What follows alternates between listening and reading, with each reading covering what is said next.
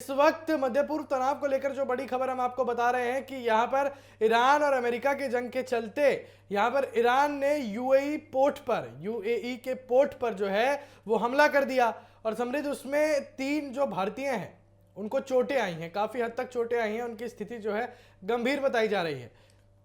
बिल्कुल, देखिए अंकुर, जिस तरीके से खबरें सामने निकल के आई हैं कि देखिए एक तरफ तो शांति वार्ता जो है वो चल रही है, लेकिन उसके बावजूद भी अगर इस तरीके की खबरें सामने निकल के आ रही हैं तो ये अपने आप में काफी ज्यादा चिंताजनक जो है वो हो जाती हैं कि आखिरकार अमेरिका ईरान के बीच जो टकराव चल रहा है उसमें बेचारा यूएई क्या करता, और यूएई के आखिरकार उन तमाम लोगों का क्या कसूर है जिनके ऊपर यह हमला हुआ है। लेकिन समृद्ध साफ तौर पर यह कहना गलत नहीं होगा कि यहाँ पर डोनाल्ड ट्रंप की भी बातें कुछ समझ नहीं आती। एक तरफ डोनाल्ड ट्रंप सीधे तौर पर यह कह देते हैं कि हम सभ्यता खत्म कर देंगे, फिर डोनाल्ड ट्रंप सीज फायर के लिए मान जाते हैं, फिर उसके बाद जब सीज फायर टूटने वाला होता है तो धमकियां देते हैं, लेकिन उसके बाद जो है यहाँ पर फिर बोलते हैं कि जो ईरान ने पॉइंट पीस प्लान रखे हैं अपने 14 पॉइंट के 14 शर्तें जो है ईरान ने, समृद्ध सबसे पहली बात 14 शर्तें ईरान ने रखी थी अमेरिका के सामने कि हमारी ये शर्तें मान लो, ये युद्ध यहीं रुक जाएगा। यानी सोचिए एक छोटा सा देश, ईरान अमेरिका के मुकाबले तो छोटा सा देश है, ईरान जैसा देश जो है अमेरिका को अपनी शर्तें बता रहा है, शर्तें रख रहा है, ये कहीं ना कहीं खुद ही ईरान की जीत है और डोनाल्ड ट्रंप की हार है। लेकिन डोनाल्ड ट्रंप इंटरव्यूज में भी बाकायदा ये बताते आए हैं कि हम जीत तो गए हैं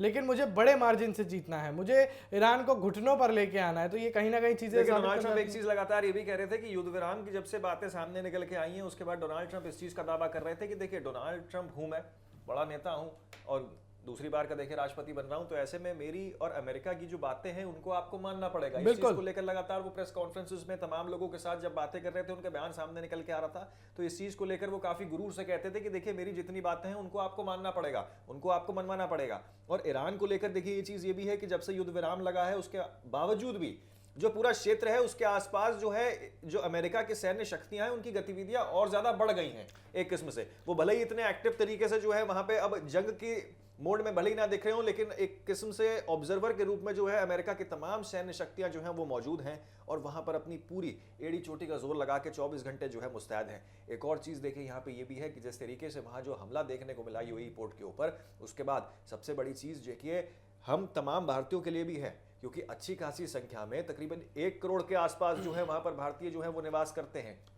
इन तमाम खाड़ी देशों में इतनी ज्यादा संख्या अगर भारतीयों की है और उसके बाद एक खबर सामने निकल के आना कि देखिए भारतीयों को भी जो है उसमें जनहानि हुई है, उसमें नुकसान हुआ है, वो भी वहां पे जो है इंजरीज का शिकार हुए हैं, तो चिंता का विषय जरूर ये अंकुर बना हुआ है। बिल्कुल समृद्ध, यहाँ पर कहीं ना कहीं ये सारी चीजें जो हैं वो इकट्ठे मिलकर ये बता रही हैं कि अमेरिका की मुश्किलें तो बढ़ गई हैं। लेकिन यहाँ समृद्ध गौर करने वाली बात यह भी है कि सोचिए यूएई के पोर्ट पर हमला होना, 3 भारतीयों का जो है, भारतवासियों का जो भारतीय हैं उनका चोटिल होना और गंभीर स्थिति बताई जा रही है। उससे पहले ये पूरी दुनिया ने देखा कि कैसे भारत के 2 जहाज़ों पर स्ट्रेट ऑफ हॉर्मुज़ में ईरान ने जो है बमबारी करने की कोशिश की, गोलीबारी की, जबकि एक ऑडियो भी वायरल हुआ था जिसमें जो है भारतीय कप्तान, शिप का भारतीय कप्तान जो है वो साफ तौर पर बोल रहा था कि आपकी लिस्ट में हमारा दूसरे नंबर पर नाम है, हमें जाने दीजिए, हम पर क्यों गोलियां चलाई जा रही हैं। और ईरान एक तरफ जो है भारत को दोस्त बोलता है, भारत को दोस्त मानता है, तो कहीं ना कहीं ये चीजें भी निकल कर आ रही हैं कि शायद अब ईरान जो है बगावत के मूड में चला जा रहा है, क्योंकि ईरान इस वक्त किसी को नहीं देख रहा है, ईरान अपने किसी साथी देश को नहीं देख रहा है। ईरान भारत को दोस्त मानता है, नहीं देख रहा, ईरान जो है दूसरे किसी देश को दोस्त मानता है, नहीं देख रहा। ईरान की दोस्ती पाकिस्तान से थी, लेकिन अब पाकिस्तान को भी वो उस मद्देनजर से, उस सीरियसनेस से नहीं ले रहा है। तो कहीं ना कहीं ये कहना होगा कि इस मध्य पूर्व तनाव में कहीं ना कहीं ईरान ने हालत जो है अपनी तो खराब करी हुई है, लेकिन साथ ही साथ दूसरे देशों की भी खराब कर रहा है। जो है यहाँ साफ तौर पे कथनी और करनी में जमीन आसमान का अंतर जो है वो दिखते हुए नजर आ रहा है। जी, कह कुछ और रहा है लेकिन कर कुछ और रहा है, और जमीनी हकीकत जो है वो बिल्कुल उसके विपरीत दिखाई दे रही है।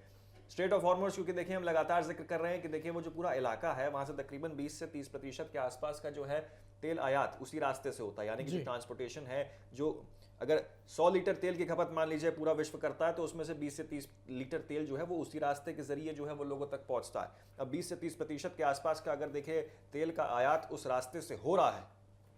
और वो अगर प्रभावित होगा तो इससे काफी लोगों के जनजीवन पर भी असर पड़ेगा। ये कोई खाली हिंदुस्तान की हम जिक्र नहीं कर रहे हैं, पूरे विश्व की जिक्र कर रहे हैं और पूरे विश्व के ऊपर जो है इसका असर पड़ रहा है। जिसके बाद तेल की कीमतों में अब जो है अंकुर फिर से एक बार इजाफा जो है वो देखने को मिला। तेल बाजार में जो है हमले के बाद जो है उछाल देखने को मिला और तकरीबन 6% के आसपास की बढ़ोतरी जो है वो दर्ज की गई है, जो अपने आप में बहुत ज्यादा चिंताजनक विषय है पूरे विश्व के लिए। खाली भारत की हम अगर बात ना करें, पूरे विश्व की अगर बात करें तो पूरे विश्व के नजरिए से जो है ये एक चिंता का विषय जरूर है कि देखिए आप स्ट्रेट ऑफ हॉर्मुज़ के ऊपर हमला करते हैं, उसके ऊपर जो है वहाँ पे आप नाकाबंदी करते हैं, वहाँ पे जो है आप पाबंदियाँ लगाते हैं। इन तमाम रिस्ट्रिक्शंस की, इन पाबंदियों के चलते जो है जो आयात है, जो सप्लाई चेन है वो प्रभावित हो रही है, जिसकी वजह से जो है आने वाले समय में भी जो है इसका खासा असर देखते हुए नजर आएगा। और जैसा हम लगातार जिक्र कर रहे हैं कि देखिए इससे जो है 6% के आसपास के तेल की कीमतों में भी इजाफा देखने को मिला। तो इजाफा अगर इसी तरीके से देखने को मिलेगा, इसका सीधा असर जो है फिर आम आदमी की जिंदगी पे भी पड़ेगा।